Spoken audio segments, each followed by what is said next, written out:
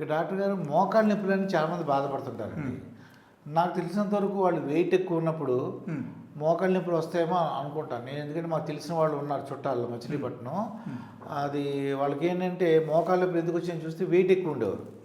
అసలు మోకాళ్ళ నొప్పులు మొట్టమొదటి నుంచి మోకాళ్ళ నొప్పులు లేకుండా జీవితాంతం హాయిగా ఉండాలంటే ఎటువంటి జాగ్రత్తలు తీసుకోవాలంటారు?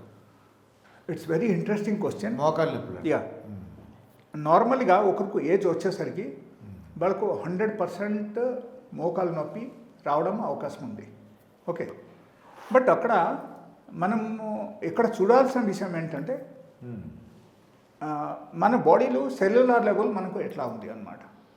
That's very important. మీరు అడిగిన questions it's very important question and it is useful for everyone in society. ప్రతి ఒక్కరికి కావాలి ఇది. బికాజ్ ఒక ఏజ్ వచ్చేసరికి everybody has to face this kind of problem. Okay, so అప్పుడు నా ఉద్దేశం ఏంటంటే we have to maintain our cellular level in the body. Okay, so ఆ టైపు మనం మెయింటైన్ చేయాలి. స్పెషల్గా if you think of gut bacteria మనకు 2 రకాలు ఉంటాయి అన్నమాట. ఒకటి చెడ్డ బ్యాక్టీరియా ఉంటాయి, ఒకటి మంచి బ్యాక్టీరియా ఉంటాయి అన్నమాట. సో ఈ మంచి బ్యాక్టీరియాది వాల్యూమ్ మనం పెంచేస్తే, ఇప్పుడు గుడ్ బ్యాక్టీరియా బ్యాడ్ బ్యాక్టీరియా అంటున్నారండి. మోకాళ్ళ నొప్పులకి దానికి సంబంధం ఉందంటారా? 100%. బికాజ్ మనకు ఈ గుడ్ బ్యాక్టీరియా బ్యాడ్ బ్యాక్టీరియాకు రెగ్యులేట్ చేయడానికి there is another cell, so that is called stem cells. Okay, మన బాడీలో ఉంటాయి అన్నమాట. సో ఈ స్టెమ్ సెల్స్ ద్వారా ఈ గుడ్ బ్యాక్టీరియా బ్యాడ్ బ్యాక్టీరియా అన్నీ రెగ్యులేట్ అవుతుంది అన్నమాట.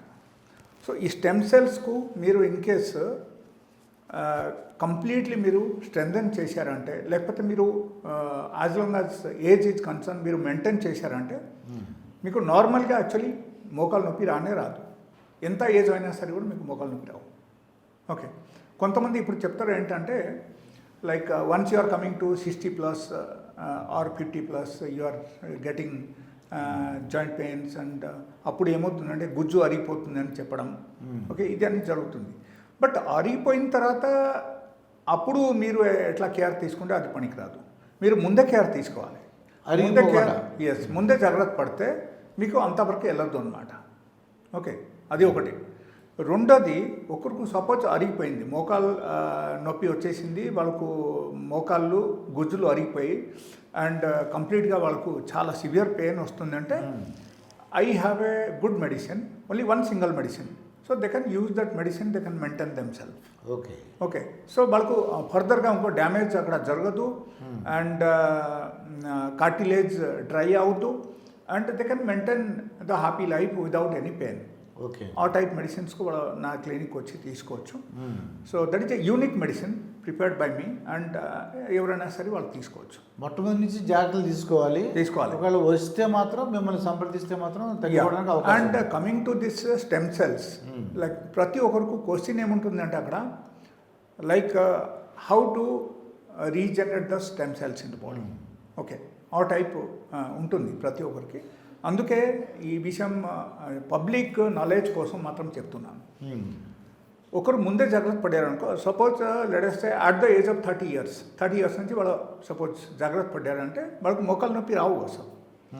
అప్పుడు ఏం చేయాలంటే స్టెమ్ సెల్స్కు మనం మెయింటైన్ చేస్తూ ఉండాలి. స్టెమ్ సెల్స్కు మనం మెయింటైన్ చేయాలి. యాక్చువల్లీ చూస్తే stem cells quantity if you think of human body as per medical science it is 0.002% only. Okay, అంతా మనం మెయింటైన్ చేస్తే కూడా that is more than enough. And ఈ స్టెమ్ సెల్స్కు మనం సరిగా మెయింటైన్ చేయాలంటే అతి ముఖ్యమైన విషయం ఏంటంటే greeny leafy vegetables. Okay, so greeny leafy వెజిటేబుల్స్కు మనం బాయిల్ చేసి తినకూడదు. అది ఆకుకూరలు లేకపోతే కూరగాయలు.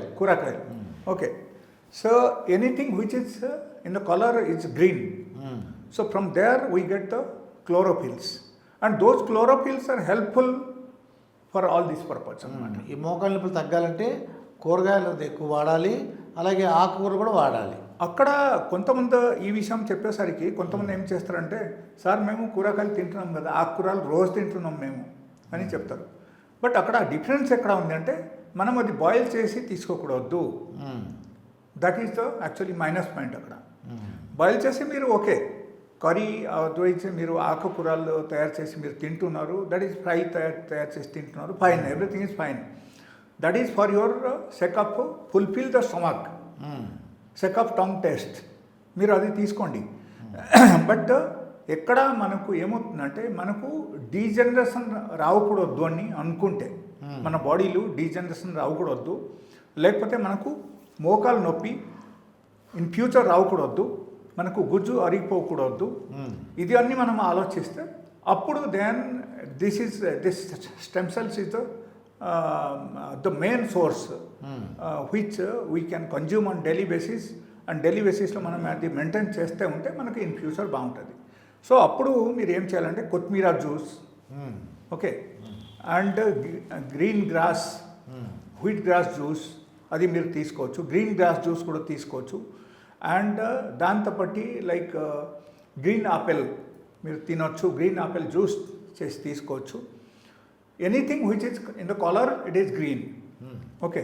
సో ఆ టైపు మీరు జ్యూస్, సపోజ్ కొత్తిమీర జ్యూస్ లేకపోతే కరివేపాకు జ్యూస్, పాలకూర జ్యూస్, ఇది అన్నీ పచ్చిగా తీసుకోవడం, దట్స్ వెరీ ఇంపార్టెంట్. డైలీ బేసిస్లో ఏం లేకపోయినా కనీసం కొత్తిమీర జ్యూస్ ఒక గ్లాస్ డైలీ తాగండి.